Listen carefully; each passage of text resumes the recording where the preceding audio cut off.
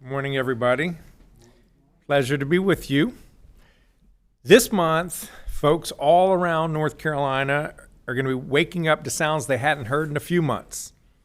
School buses rolling through neighborhoods, backpacks zipping up, sneakers skipping down sidewalks, and teachers reminding students to walk, not run, in the hallway.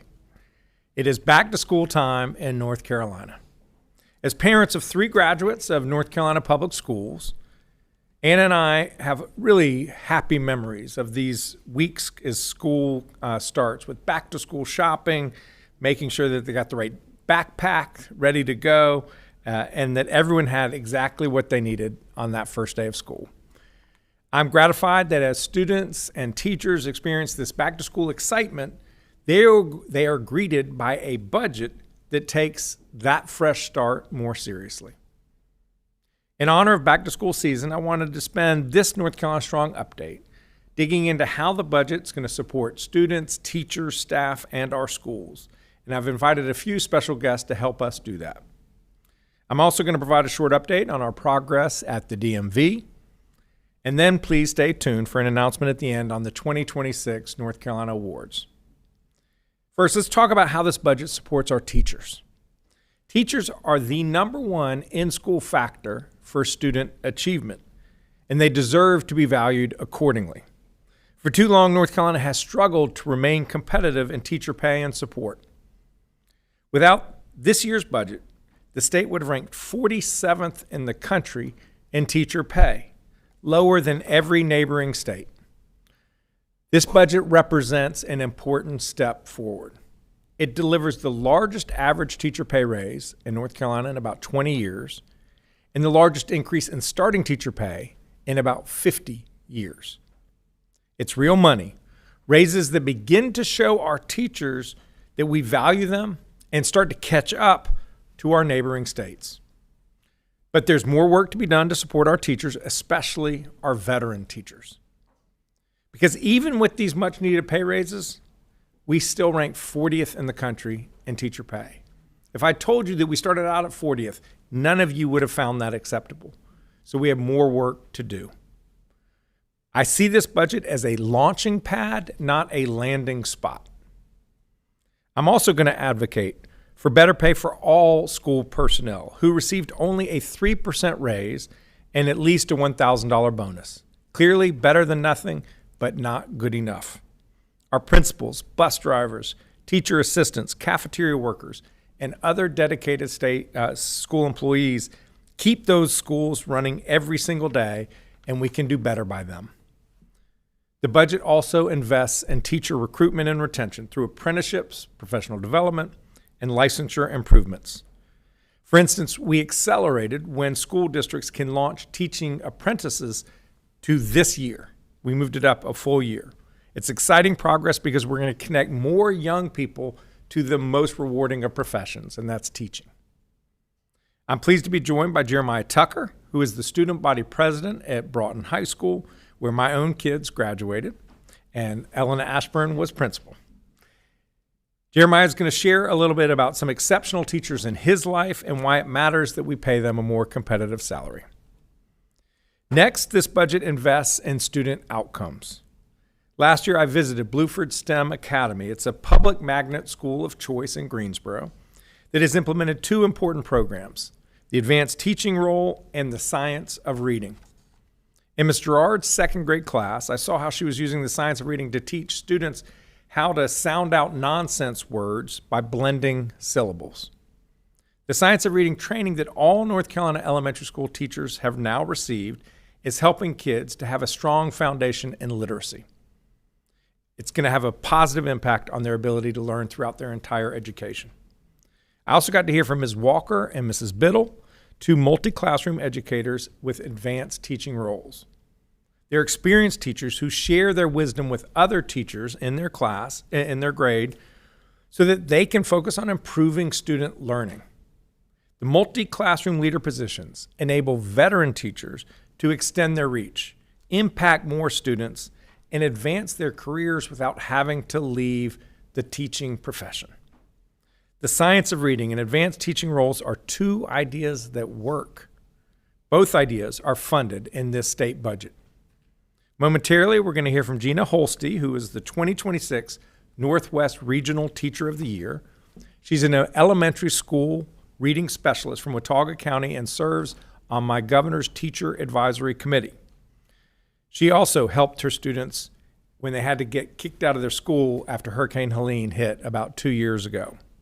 Gina is an outstanding teacher, and we're fortunate to hear from her shortly about some of these teaching innovations in practice. Finally, the budget strengthens public schools in a number of other important ways. First, it enhances math education in our schools. Getting a strong early foundation in math sets students up for success throughout their careers and their educational schooling. That's why last month I helped lead a national effort by the National Governors Association to strengthen early math education, calling upon the American Association of Pediatrics to make recommendations about daily math enrichment. That's why the state is ensuring that we have high standards for math learning. And alongside those high standards, we're providing resources to help. Resources for math screening, for intervention plans, and for professional development for math teachers in low-performing schools. We're excited to support teachers in these efforts and to help our students thrive. Next, the bill incentivizes our high-performing principals to strengthen struggling schools. We know what a difference an incredible principal can make in a school.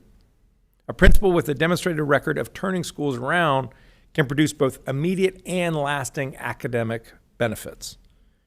For a few years now, the state has run an innovative program to attract our highest-performing principals to our lowest-performing schools. Principals receive a $30,000 annual salary supplement if they move to a qualifying low-performing school. And the program is seeing results.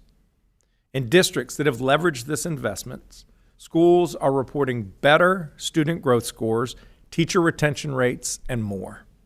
So I'm pleased to share that this program is going to be extended by the budget.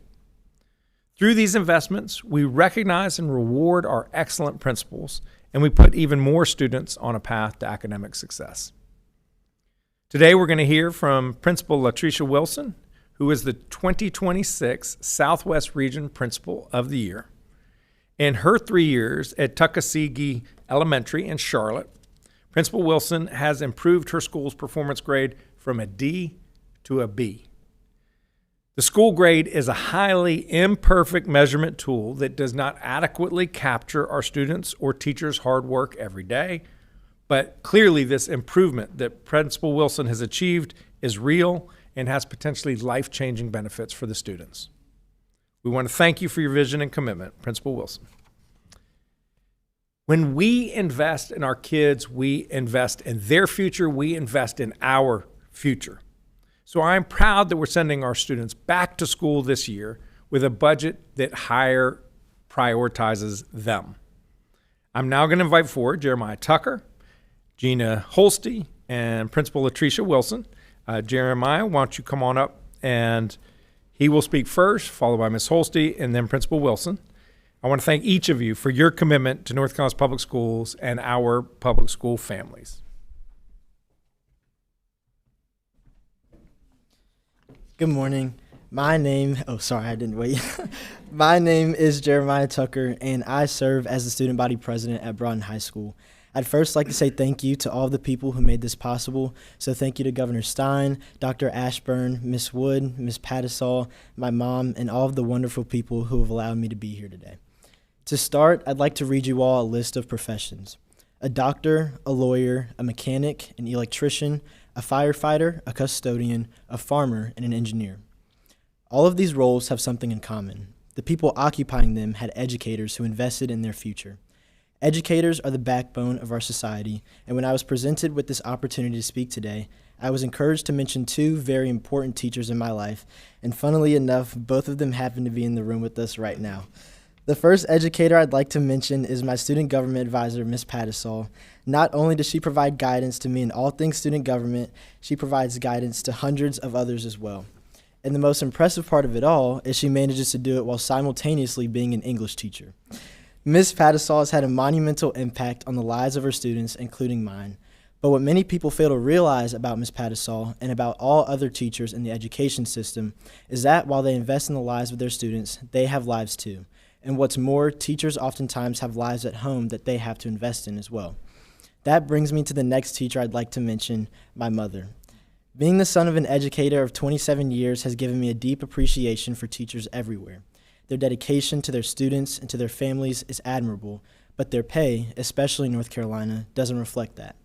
My mother's pay doesn't represent her sacrifices. It doesn't account for the long hours she spent designing lesson plans for her kids. It doesn't represent the money towards school supplies that sometimes even comes out of her own pockets. That's where the new budget bill comes in. This bill, signed into law by Governor Stein in July, raises teacher pay in North Carolina by 8%, which is the largest wage jump teachers have seen in North Carolina in 20 years. It's also the largest raise for starting teachers in 50 years. It raises the bar and represents a very good first step into paying teachers what they're worth. With that being said, there's still much more work to be done. This budget bill fails to adequately account for veteran teacher pay, affecting teachers who have been in the education system for years, if not decades. It affects my mom, who's been in the education system for nearly 30 years. There's still work to be done, but this budget puts North Carolina on track to do that work. I'll end with this. Everywhere you go, you're surrounded by people who have been invested in by the education system. Doctors, lawyers, mechanics, electricians, custodians, farmers, and engineers. These essential workers are consistently pouring skills and knowledge into their communities that they were taught by educators. So the next time you receive great care or service or expertise by a professional, think about who taught them and how much you think that person is worth. Thank you.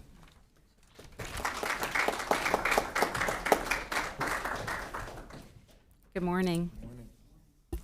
Governor Stein, thank you for this opportunity to share remarks about a topic that has made a significant impact on my career. I am Gina Holste, a reading intervention specialist at Valley Cruces School in beautiful Watauga County. I'm an educator with 20 years of service, a master's degree in reading education, and a passion for watching students unlock the code of reading. In September of 2024, Hurricane Helene swept through my school and wiped out all of my classroom resources. Thanks to many community partners, we were able to continue to educate our students in temporary locations, and all of my classroom resources have since been replaced. When I was asked what essentials I needed replaced so that I could carry on with my job of teaching students to read, at the top of my list were the manuals that I used during the 2-year professional development of language essentials for teachers of reading and spelling, commonly known as letters. These manuals had become valuable tools that empowered me to problem solve the needs of my students and deliver the quality, research-based instruction that my students deserve. The science of reading is grounded in numerous concepts that explain the complexity behind learning to read. Scarborough's reading rope is a visual graphic that I often refer to, and it clearly defines that skilled reading is a result of word recognition and language comprehension. This research supports the idea that it is critical for teachers of all grades, not just the early grades, to understand how a brain learns to read. The recently passed budget allows funding to support professional development for teachers of middle school students. A teacher's understanding of this research will enable them to meet the varied needs of the students that they serve. As a teacher who implements the science of reading in my classroom daily, I have seen the direct impact that it has on students. I have watched students grow in the knowledge. I have watched students close gaps and no longer need intervention services, as well as teachers grow in the knowledge of the content that they're asked to teach. The students in North Carolina deserve the best that we have to offer, and that begins with evidence-based practices. I'd like to end with sincere gratitude to Governor Stein and our legislators for supporting the science of reading and seeing the value in continued education for our teachers. Thank you.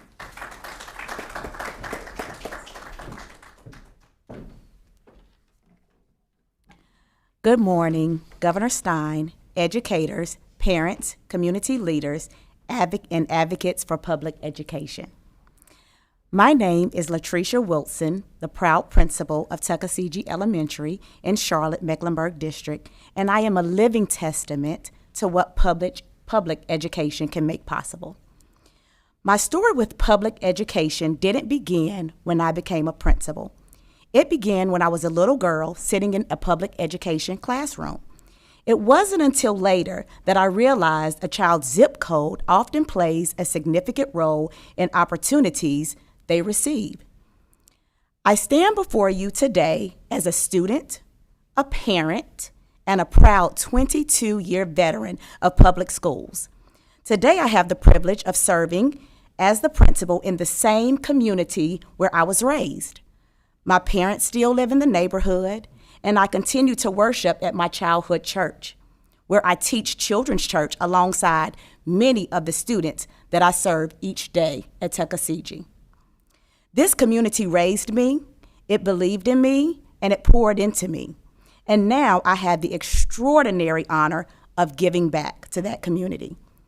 When I look into the eyes of my students, my reflection stares back at me, and I know that education is a human right worth fighting for, not just for our current students, but for our future generations. 2 years ago, Tuckasegee Elementary was designated a low-performing school and received a D grade from the state of North Carolina.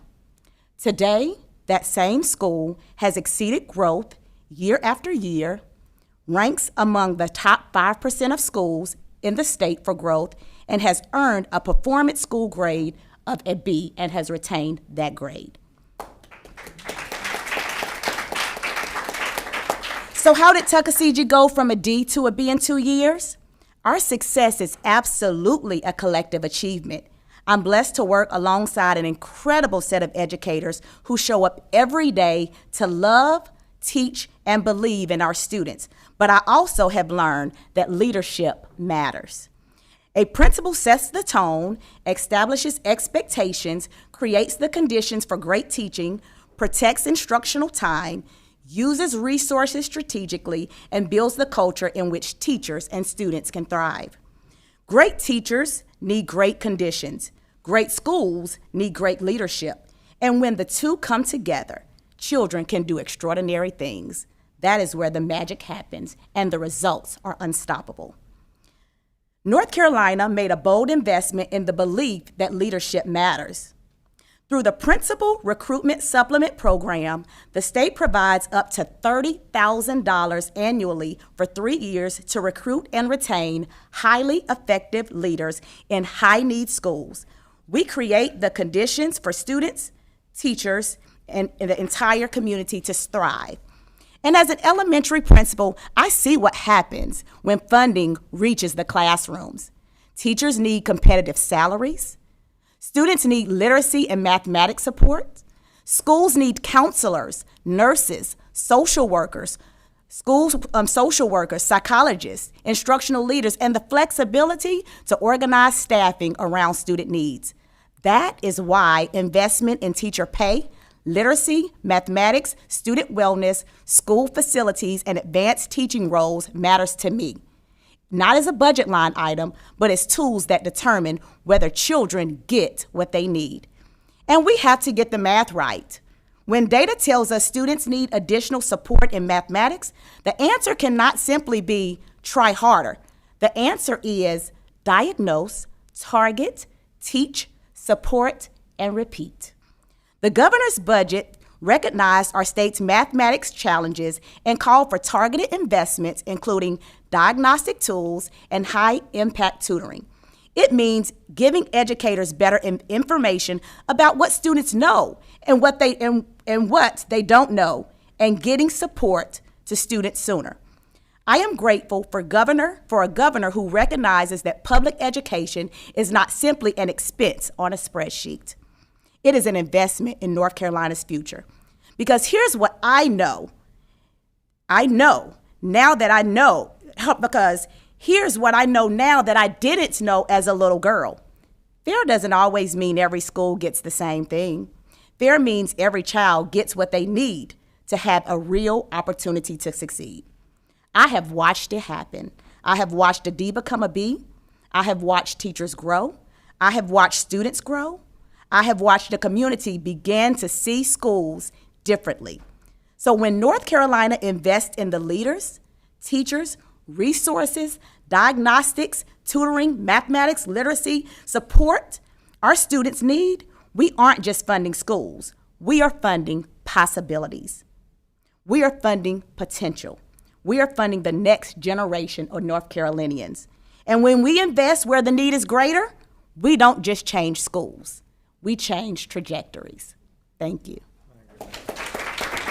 Thank you all. I tell you what, Ms. Wilson, Ms. Holste, and Jeremiah, you guys brought it. Thank you. I was yesterday in Cabarrus County at Irvin Elementary. They've been in school for a week. And if there's ever a time you feel down, I urge you, go visit a school in North Carolina, and you will leave completely inspired and hopeful, because these kids, they're the best. Jeremiah, good luck on a great year this year. You too as well. I'm excited for what you're going to do. I want to share an update now on the DMV. Y'all probably remember the headlines from last summer about people waiting in line for hours at the DMV, often outside in the heat, struggling to find appointments online. 1 year later, we have made a ton of progress. I'm proud that our team at the DMV is providing excellent customer service throughout this summer's rush. There's always an uptick in demand at the DMV in the summertime. In-office wait times are down almost 90% since last year, with the average customer waiting only 22 minutes. That compares to an average time of nearly 3 hours in the summer of 2025. Digital tools are contributing to this improvement. Thanks to updates from Senate Bill 245, which I signed into law last year, more than 337,000 customers have newly been able to complete their transaction online and skip a trip to the DMV. That's 337,000 people who they got to do it faster at home and their convenience, but those are 337,000 people who are not at the DMV in line, slowing down everybody else who had to go to the DMV. Compared to March, there are more than 1,000 more appointments available across the state each day. And thanks to a new tool that we launched earlier this summer, more than 70,000 customers have been able to upload documents like proof of insurance from their phone rather than needing to bring a physical copy.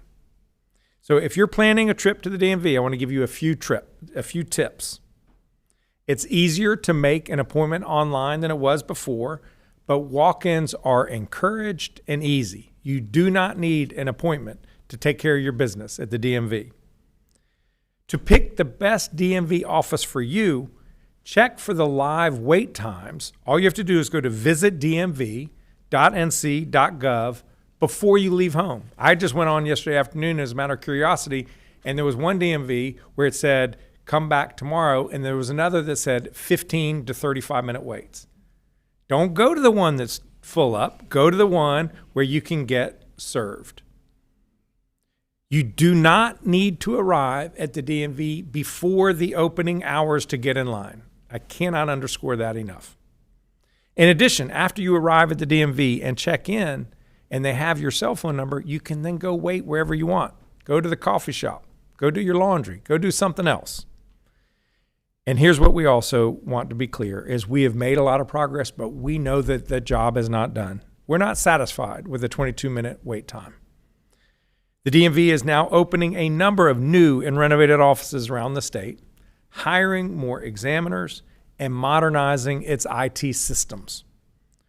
We are welcoming customer service-oriented people, so if you might be interested in being a DMV examiner, please go to ncdmv.gov and click careers. ncdmv.gov, click careers. We would be excited to have you join the team. And I want to thank the legislature for its partnership on our work at the DMV.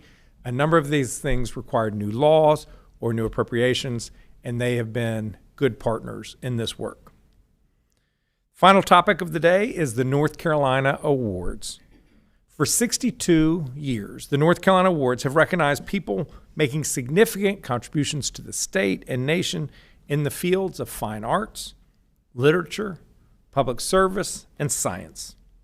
Since the award's inception, more than 300 notable men and women have been honored by the state of North Carolina, including Andy Griffith, Maya Angelou, Eric Church, and many other important folks. The 2026 recipients represent the best of our state, and it is a privilege to honor these outstanding individuals. This year's 6 recipients are as follows. First, in the field of literature, Jason Mott, a best-selling author and poet. Jason is a National Book Award winner, Sir Walter Raleigh Award for Fiction winner, Pushcart Prize nominee, NAACP Image Award nominee, and Carnegie Medals for Excellent Long List nominee. Next, in the field of public service, Richard Petty. Richard Petty is the most decorated race car driver in the history of NASCAR. 200 career victories and 7 Monster Energy NASCAR Cup Series championships. And I can tell you, when I was growing up, the King was my favorite racer. Off the track, Petty helped establish a summer camp in Randleman called Victory Junction for children battling severe illness and chronic medical conditions. Next, in the field of public service, Lieutenant General Kevin Vereen. Lieutenant General Vereen retired in August 2024 after 36 years of service, closing out his career as the Army's Deputy Chief of Staff. As a leader, he focused on morale, welfare, and recreation programs that shaped the daily life of soldiers and their families, and he emphasized the need to support veterans dealing with homelessness, PTSD, and other mental health issues. Our third recipient in the field of public service is Dr. Randy Woodson. Dr. Woodson served as the 14th Chancellor of North Carolina State University from 2010 to 2025 and led the university through a period of extraordinary growth and achievement. Under his leadership, NC State rose in national rankings, doubled the number of undergraduate applications, and completed a $2 billion fundraising campaign. Next, in the field of science, Dr. Lindsay Zano. Dr. Lindsay Zano is an internationally recognized paleontologist whose discoveries have transformed our understanding of dinosaurs and redefined how scientific research is shared with the general public. As head of paleontology at the North Carolina Museum of Natural Sciences, she confirmed the existence of the Nanotyrannus species for the first time and has helped establish North Carolina as a global center for scientific discovery. Finally, in the field of fine arts, Beverly McIver. Beverly McIver is a talented painter whose work has been showcased in the National Portrait Gallery, the Mint Museum, and the North Carolina Museum of Art. She's been awarded the North Carolina Arts Council Artist Fellowship multiple times and has received the Guggenheim Fellowship and the Rome Prize. These 6 North Carolinians represent the best of our state, and it will be an honor to recognize them at the North Carolina Awards on November 17th. Last year, we used the North Carolina Awards in Asheville to highlight the rebuilding of Western North Carolina. The event raised more than $200,000 for North Carolina Community Foundation to continue its Hurricane Helene relief work. This year, our focus is on honoring our heroes, supporting veterans and military families. All net proceeds are going to go to 2 very special organizations, the Blue Star Families and Camp Corral. Blue Star Families is a national nonprofit that supports military families through the challenges of military life. North Carolina is proud to be a Do Your Part state, which is one of the Blue Star Families initiatives to help states better support military families. Camp Corral is a national nonprofit that supports children of wounded, ill, and fallen service members. It provides recreational and educational programming that help build their emotional resilience. We're grateful to have the opportunity to support these organizations that do such important work supporting our military families. I'm now going to bring forward 3 people, Secretary Cashwell of the Department of Natural and Cultural Resources, to speak about the North Carolina Awards. Then we're going to have Jenny Aiken, who is Vice President of Blue Star Families, And then finally, Phil Kowalczyk, who is the CEO of Camp Corral. Please come forward.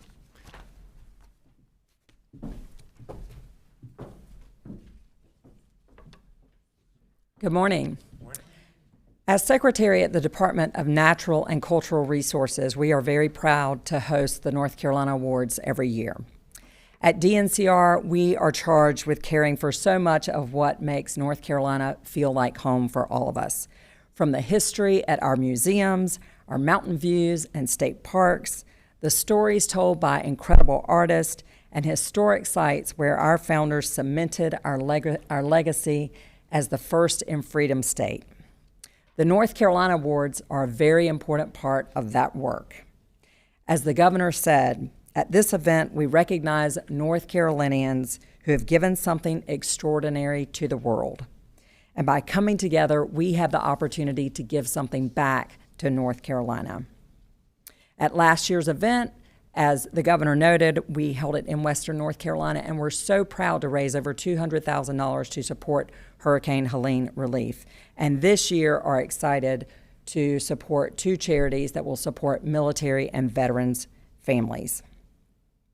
We will continue celebrating A250, which we've been doing all year, and our notable North Carolinians with the North Carolina Awards at our largest venue yet.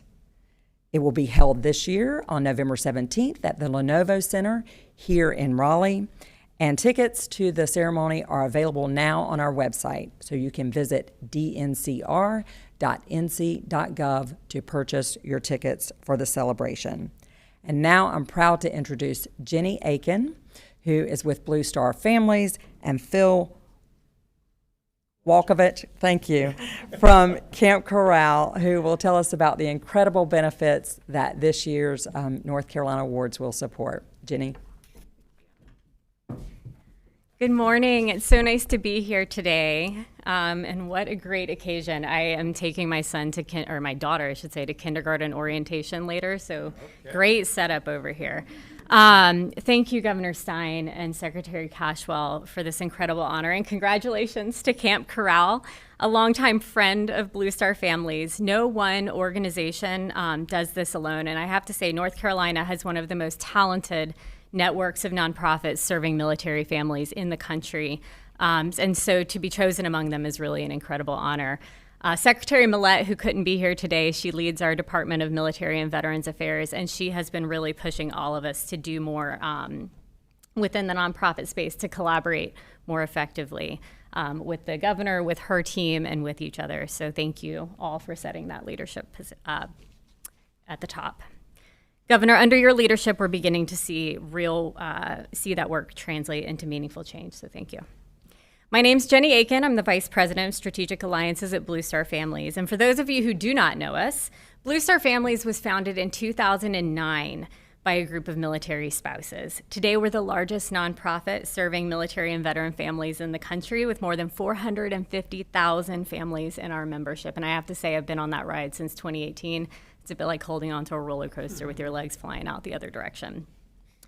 Our whole approach comes down to one idea. We are all stronger when we take care of one another. North Carolina matters enormously to that mission. This state is home to Fort Bragg, Camp Lejeune, Seymour Johnson Air Force Base, and Pope Army Airfield, plus more than 240,000 military-connected family members. And that doesn't even count our National Guard, deployed more today than ever before. In North Carolina, the military is a little like the state's version of Kevin Bacon. You are never more than 1 or 2 degrees away. You may have a parent, a girlfriend, a sibling, someone on your street who's connected just 1 or 2 degrees away. And I know that weight personally. I'm gonna bring us down a second, and I promise I'll bring us back up. My life is easier today as a single mom and Gold Star widow than it was as a military spouse. People presume I'm joking. I am not. Spouses hold a family together through moves and deployments, often alone, often invisible. And this is why I'm so grateful to Governor Stein for making North Carolina the 3rd state in the country. We now have 22 after Utah and Maryland to become a do your part state. That's a real commitment to making life easier for military families here. And that's the phrase I really want to leave you with today. Do your part. You don't have to serve to show up for military families in your life. Sponsor a gala, purchase a ticket, apparently that works. Call an old friend whose kid is serving overseas, invite the military family next door over for a play date, volunteer with us, with Camp Corral, or with any organization in the state. Partner with us and you are helping a family thrive wherever the military takes them next. And I have to say, this gift could not come at a better time. Last year, we launched our Greater Fayetteville Region chapter. My colleague Tate Johnson is here with me. He leads that chapter. And this fall, we're expanding into Wilmington to better support our Marine Corps families at Camp Lejeune, with our new Carolina East chapter launching later this year. So support like this really makes that growth possible so we can support military families here in North Carolina. So thank you, Governor Stein. Thank you, Secretary Cashwell, and from afar, Secretary Millett, and congratulations again to Camp Corral. Let's go do our part.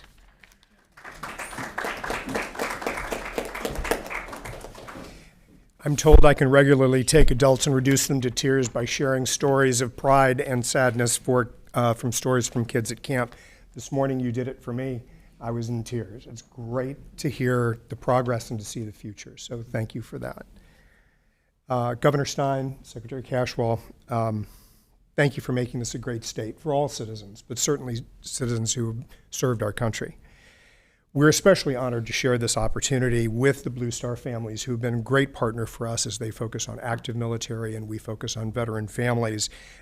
We do demonstrate what collaboration can be and how we can serve. At Camp Corral, our mission is to transform the lives of children who have a parent or guardian wounded, ill, or fallen as a result of their service. My name is Phil Kowalczyk. I'm the CEO of Camp Corral, and we love military families, and we believe in the power of camp for all kids. But for military children who grow up a little faster, who relocate often, who deal with uncertainty on a regular basis, camp becomes a little bit more than that. It becomes a place to belong. Our campers consistently tell us that what makes Camp Corral special is being surrounded by other children who understand their story. Camp Corral started 15 years ago here in North Carolina, Ellerbe, North Carolina, one camp. We are now 23 camps across 19 states, so what grew well in North Carolina can make an impact across the nation. Since our founding, we have served more than 41,000 children, and nearly 4,500 of those residing here in North Carolina. We have 3 camp locations spanning the state, and we've grown across the nation. This incredible gift is going to help us reach more families. Unfortunately, our numbers are growing in terms of those who are wounded, ill, and fallen, and we are grateful for the opportunity to be able to serve them and to invest in those children. On behalf of the Camp Corral team, of the families we serve, and of the thousands of military children whose lives will be changed because of this investment, we say thank you. To Governor Stein and Secretary Millett, thank you for the leadership in demonstrating that we care about our military families, past, present, and future. Thank you.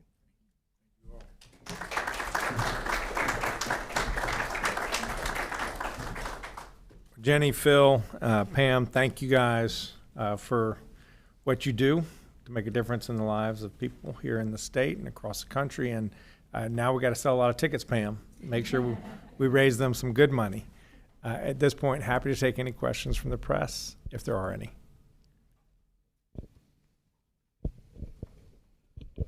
Hi, Governor. Christine Zhu from NC Newsline, and this is also for Ms. Wilson.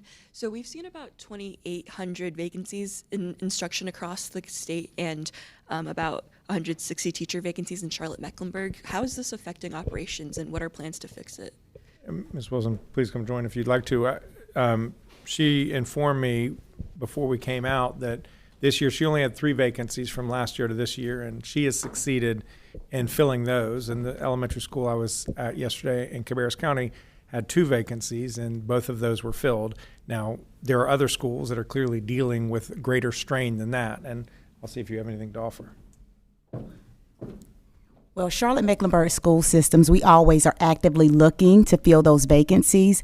We have systems in place. Our districts have systems in place when those vacancies are unable to be filled with different staffing options, right? Whereas teachers can cover classes during their instructional classes and get paid for it. They get paid for it. So we're always actively looking for subs, long-term positions. We have teacher residency programs.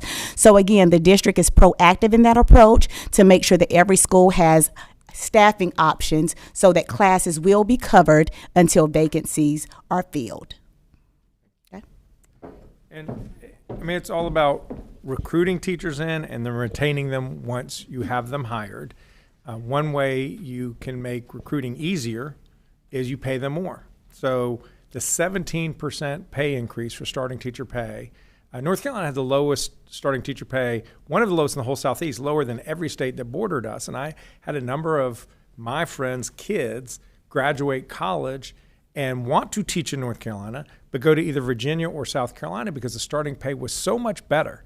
So we have not fixed that problem, but a 17% increase, which is the largest increase in starting teacher pay in about 50 years, is going to help us make progress. Now, we do need to do more by our veteran teachers to make staying in the profession more attractive, but we also have new teaching apprenticeship programs that the state is rolling out this year that will enable to get more young people in the classroom. What we believe is that if more young people have the opportunity to taste that excitement, what I felt yesterday in Irvin Elementary School, if you were there and you feel that excitement and you see these kids and you see them focus and you see the moment that they get something, it just lights you up. And what we want is more people to have that experience so that more talented people get into this profession.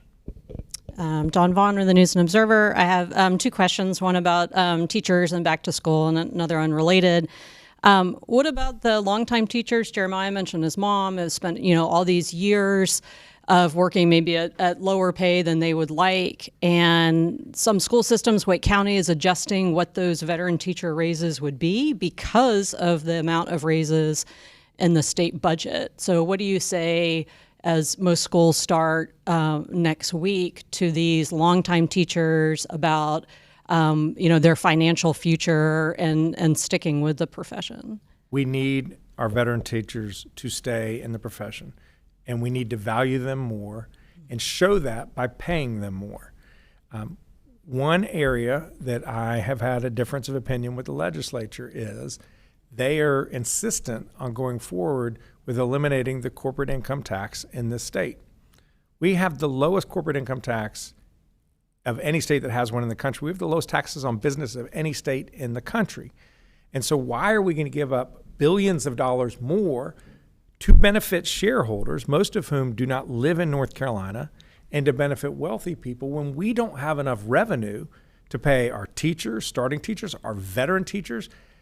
Look, I'm not happy with what the veteran teachers got at 8% on average, 5% I guess for some of the veteran teachers, but other state employees only got 3%. So we need to be doing more by the people who provide the critical services to benefit the people of North Carolina. And if you take revenue off the table and give it to wealthy folks, people at the top, or people who don't even live in North Carolina, you're making it harder to be able to do that in the future. What do you think about the local governments not giving as much, maybe as a result of the base pay being raised?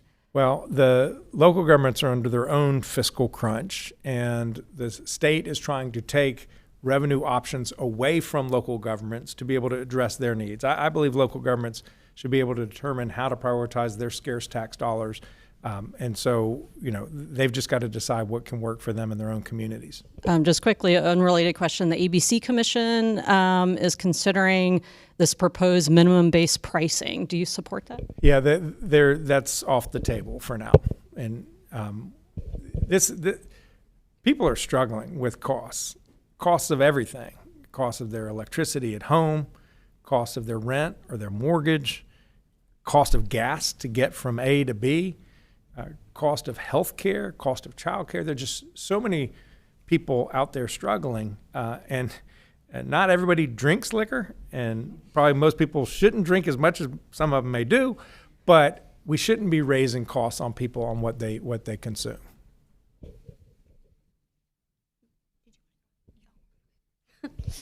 Hi, Governor. Monica Casey, WRAL. Question from one of my colleagues. The Elections Board is voting on early voting plans today, including cutting Sunday voting and eliminating polling places at some college campuses. What are your thoughts on that?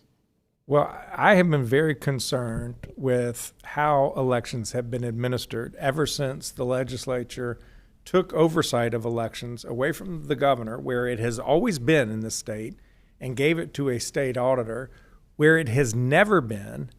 Not only never in North Carolina, nowhere in the country does an auditor oversee elections. And what has happened over the last year and a half has been very troubling. Politicizing elections, hiring partisan operatives into both the State Board of Elections and into his own office. And we have texts, we have written texts where they are directing county boards of elections to eliminate Sunday voting and eliminate voting sites on college campuses. The way our government works, the way our democracy works, is that we get as many people who are willing and able and eligible to vote, and we see who wins, who gets the most votes, because then we have the most legitimacy. If every single person voted and one side won an election, then we can't complain because everybody participated. So what I want are secure elections with integrity, but that are available for people to vote easily who are eligible to vote.